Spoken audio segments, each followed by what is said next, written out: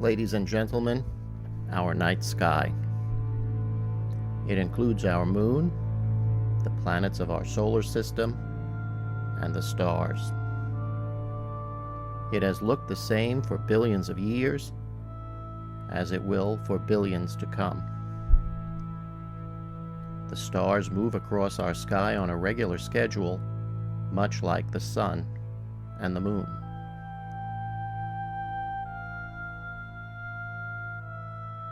Ancient cultures saw patterns in those stars. Those patterns resembled people, animals, or common objects. These are called constellations. Scientists suspect that markings on caves in southern France, created over 17,000 years ago, may have been the first charting of the stars in the sky. Most of the constellations have Greek and Roman names, but astronomers and navigators were mapping the sky well before the rise of those empires. The Greeks adopted their system from the Babylonians, whose origins may have stemmed from one of the earliest urban societies to emerge in the world, the Sumerians in southern Mesopotamia, more than 5,000 years ago. The constellations rotate based on the Earth's path through space, and so can be used to mark the seasons. Depending on the time of the year, different constellations appear in the night sky. Celestial navigation, also known as astronavigation, is the ancient art and science of finding your way by the sun, the moon, and the stars. In one form or another, this is one of the oldest practices in human history. Celestial navigation uses sights or measurements taken between the sun, the moon, a planet, or a star, and the visible horizon. The sun is most commonly used, but in the last 3 centuries, navigators have also used 58 navigational stars, whose coordinates were first published in 1767 by the Royal Greenwich Observatory in England. Of the more than 6,000 stars visible from Earth, those 58 stars were chosen because of their positions in the sky, their brightness, and their ease of identification. Before the days of orbiting satellites, ocean navigation was accomplished through the use of a device called a sextant, a device which uses 2 mirrors to measure the angle between 2 objects. The writings of Sir Isaac Newton describe such an instrument, which first went into use in the 1700s. At that same time in history, developments in technology meant that ships were better equipped to deal with the problem of tidal currents and could regularly sail the Atlantic Ocean.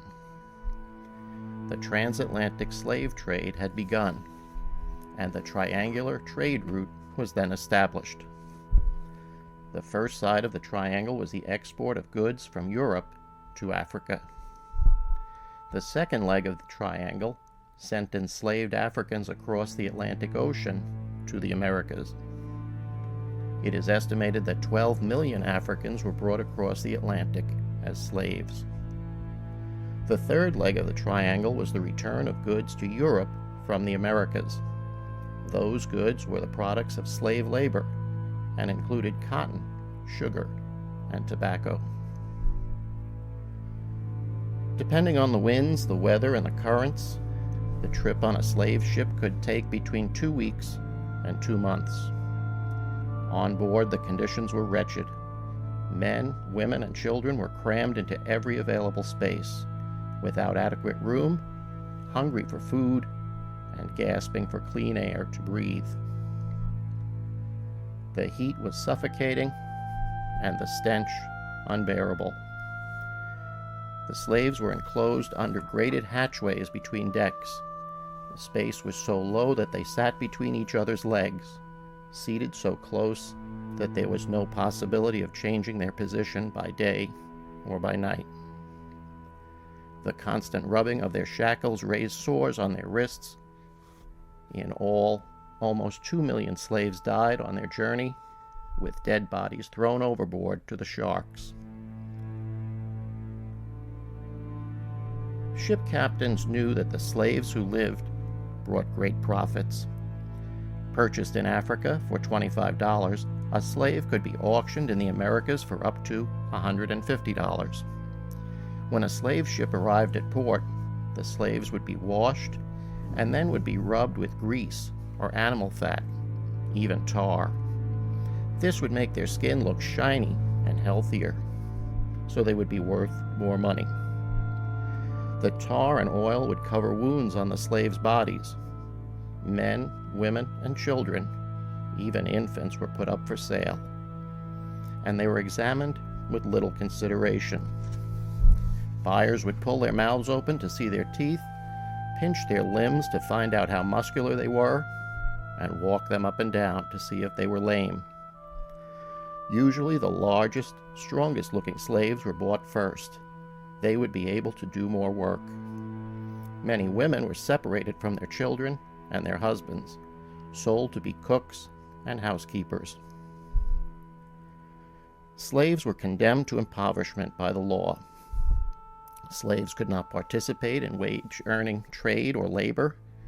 The slave was dependent on his or her master for the most basic necessities: food, clothing, and shelter. Enslaved people were clothed, fed, and housed only minimally to ensure their survival and their capacity for labor. Slaves often did not have enough to eat. The weekly food allowance was distributed every Saturday. Cornmeal, lard, some meat, molasses, peas, greens, and flour had to be rationed for the next 7 days. Southern plantation owners defined slavery not as an institution of brute force, but of responsible dominion over a less fortunate, less evolved people. How could anyone escape this treatment? The Underground Railroad was a secret network organized to help men, women, and children escape from slavery to freedom. The Underground Railroad provided hiding places, food, and often transportation for the fugitives who were trying to escape slavery. Along the way, people provided directions for the safest way to get further north on their dangerous journey to freedom. The Underground Railroad resulted in freedom for many men, women, and children. Harriet Tubman is usually recognized for her work on the Underground Railroad, but there were hundreds of unsung heroes. One of the organizers, or engineers, in the legend of the Underground Railroad was a laborer named Peg-Leg Joe.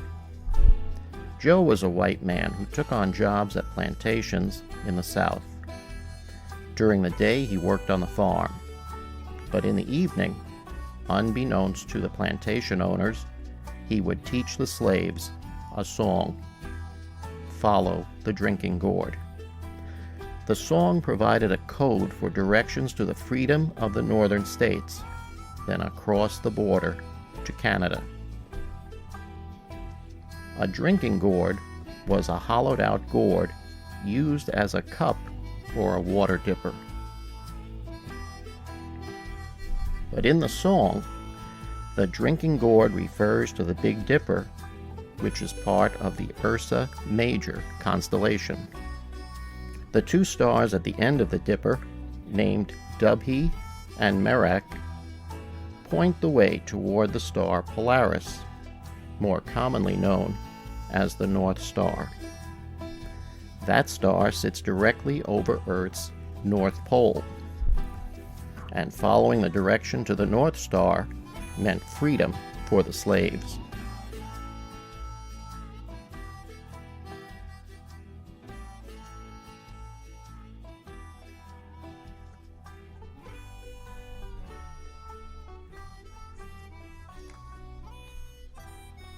Slaves arrived through the Gulf of Mexico and were brought to work on plantations around Mobile, Alabama.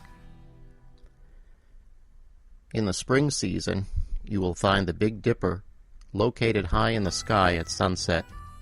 It is easily seen all night long.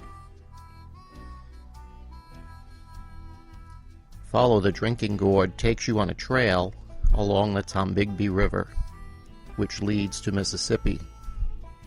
Along the riverbank you will find trees marked with an image of a left foot and a round spot on the right, the sign of Old Peg-Leg Joe. Along the way, slaves would stay at safe houses, where families will provide shelter, a good meal, and much-needed rest. They will tend to wounds, offer encouragement, and maybe even provide transportation to keep moving north. The Tombigbee River ends near Woodall Mountain, the highest point in Mississippi. From that mountain there is a view of the Tennessee River, where Peg-Leg Joe or one of his friends are waiting to ferry passengers north to Paducah, Kentucky. Crossing the Ohio River brings freedom in Illinois, a northern free state. Many slaves continued their journey toward Erie, Pennsylvania. There they could sail Lake Erie by boat and be assured freedom across the Canadian border. The trip from Alabama to Canada stretched over 1,000 miles and took many slaves 2 years to accomplish, all with the help of the engineers and conductors of the Underground Railroad. When the sun comes back and the first quail calls, follow the drinking gourd. There the old man's waiting for to carry you to freedom. Follow the drinking gourd. Follow the drinking gourd. Follow the drinking gourd. Oh, the old man's waiting for to carry you to freedom. Follow the drinking gourd. Now the riverbank will make a mighty good road. The dead trees will show you the way. Left foot, peg foot, traveling on. Follow the drinking gourd. Follow the drinking gourd. Follow the drinking gourd. For the old man is waiting for to carry you to freedom. Follow the drinking gourd. Now the river ends between two hills. Follow the drinking gourd. There's another river on the other side. Follow the drinking gourd. Follow the drinking gourd. Follow the drinking gourd. For the old man is waiting for to carry you to freedom. Follow the drinking gourd. When the great big river meets the little river, follow the drinking gourd. For the old man's waiting for to carry you to freedom. Follow the drinking gourd. Follow the drinking gourd. Follow the drinking gourd. For the old man's waiting for to carry you to freedom. Follow the drinking gourd. Follow the drinking gourd.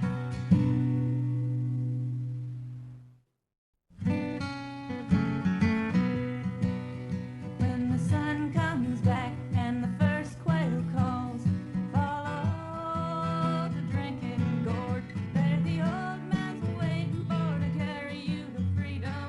Follow the drinking gourd. Follow the drinking gourd. Follow. Slaves navigated the stars for freedom. In the past century and a half, many of their ancestors have taken their own opportunity to reach for the stars.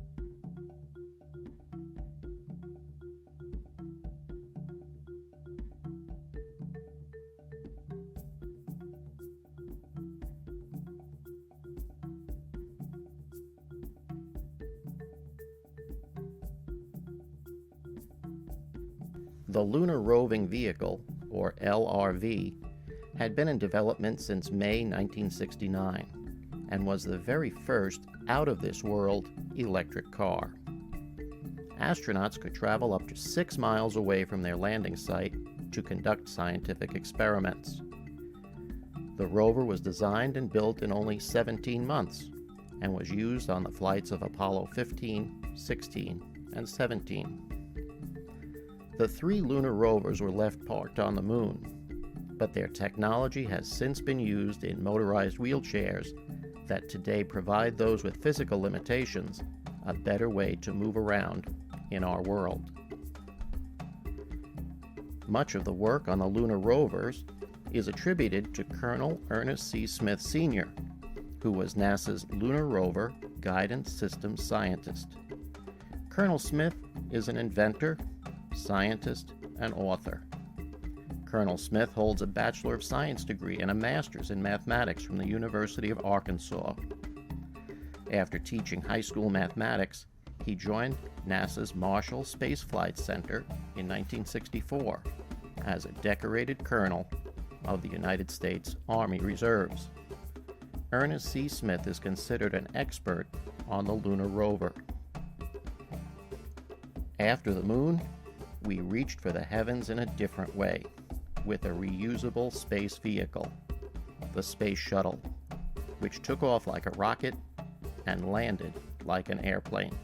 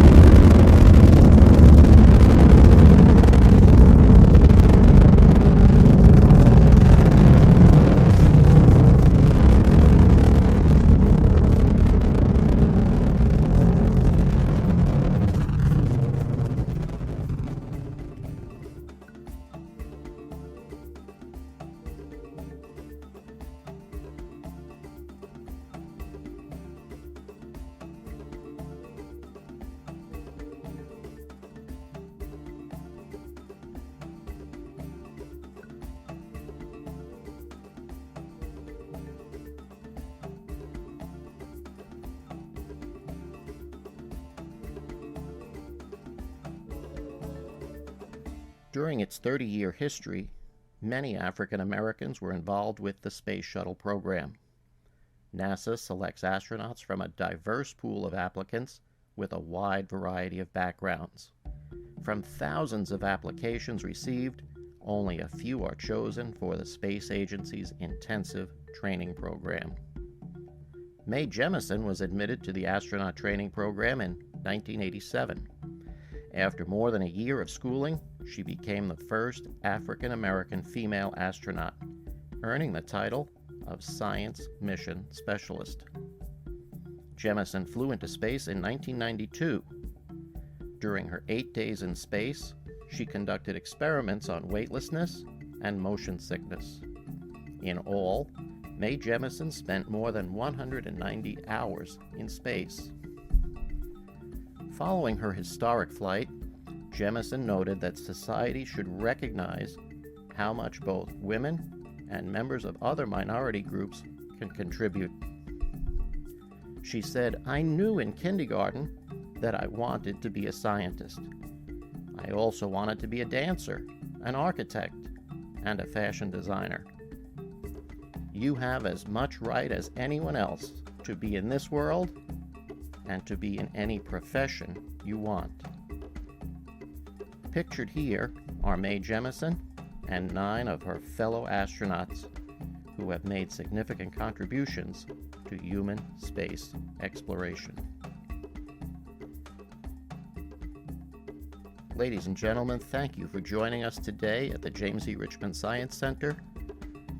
Let's all remember to keep reaching for the stars.